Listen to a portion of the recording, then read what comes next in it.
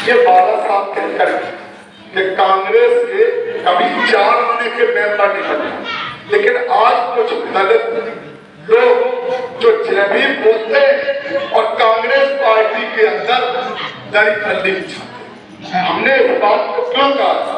अगर जैवी बोलने वाले लोग, फिर दोबारा मैं इस बात को कहता हूँ, सब लोग सुन लो कि जितने लोग आज जैवी बोलते हैं, हम हरदोई में लगातार बोलते हैं।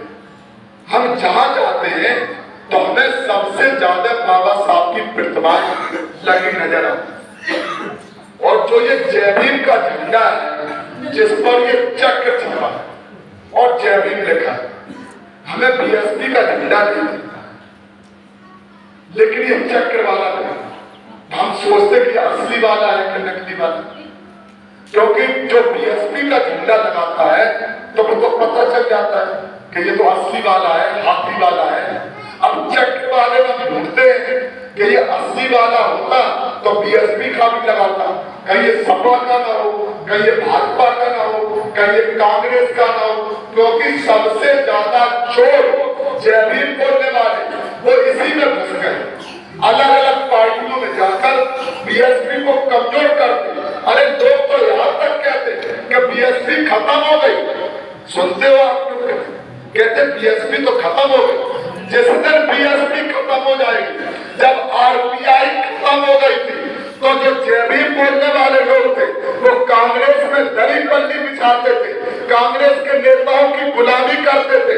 विधायक और सांसद तो बनते थे, लेकिन विधायक और सांसद बनने के बाद नंबरदार के दरवाजे टूटे कप में चुकरते थे, चाय पीकर बटला पीकर समाज का अपमान करने का काम।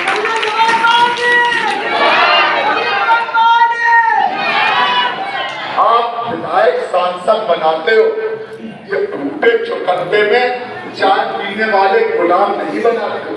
समझ रहे कि आपको सांसद विधायक बनाना है, ना कि आपको जैवी बोल दिया और वो टूटे चुकरते में चाय पीला नंबरदार के दरबार तुम्हें समझ नहीं लगते।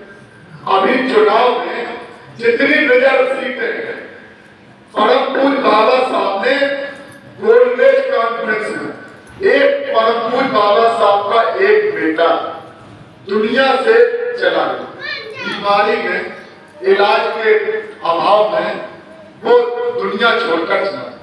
माता रमाबाई अम्बेडकर की गोद में, और उस समय परम पूज्य बाबा साहब भी थे जब वो बीमार था। माता रमाबाई अम्बेडकर ने कहा बाबा साहब से कि बाबा साहब बेटा बीमार और हमारी गोद में है, लेकिन इसकी हालत ज्यादा खराब है। बाबा साहब ने देखा, कहा कि हमें लग रहा है कि इसकी हालत ज्यादा खराब है, तो बाबा साहब को क्या करना है? बाबा साहब को बेटे बीमार बेटे के पास रहना, लेकिन उनका दिल जान गया था कि ये बेटा बचेगा नहीं। बाबा साहब इस बात को जान गए, इसकी जो हालत है ये बेटा बचेगा नहीं। लेकिन बाबा साहब ने सोचा कि ये हमारे सामने खत्म हो गया तो फिर हम जा नहीं पाएंगे, समाज हमारे ऊपर लांछन लगाएगा कि आप बेटे को मरा हुआ छोड़कर चले गए, तो हम जा नहीं पाएंगे। बाबा साहब जल्दी जल्दी अपना सामान लेकर तेजी से निकल गए कि हम जल्दी से निकल जाए, क्योंकि जो जहाज चला रहा है वो जहाज उस समय हवाई जहाज नहीं चलते, पानी के जहाज चलते। 2-2, 3-3 महीने में लंदन पहुंचते थे। एक जहाज आज गया तो 15 दिन बाद दूसरा जहाज आता था। अगर 15 दिन बाद जाएंगे तो वो जहाज वहां 1 महीने लेट पहुंचेगा। तो पहली जो गोलमेज कॉन्फ्रेंस हो रही थी, तो बाबा साहब अगर दूसरे जहाज से जाते तो शामिल नहीं होगा।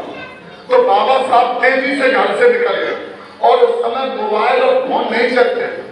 उधर बाबा साहब निकल के गए, 1-2 किलोमीटर पहुंचे, निकले होंगे, उधर उनका बेटा दुनिया से चला गया। माता रमाबाई ने जो लोग थे उनसे कहा कि बेटा दुनिया से चला गया।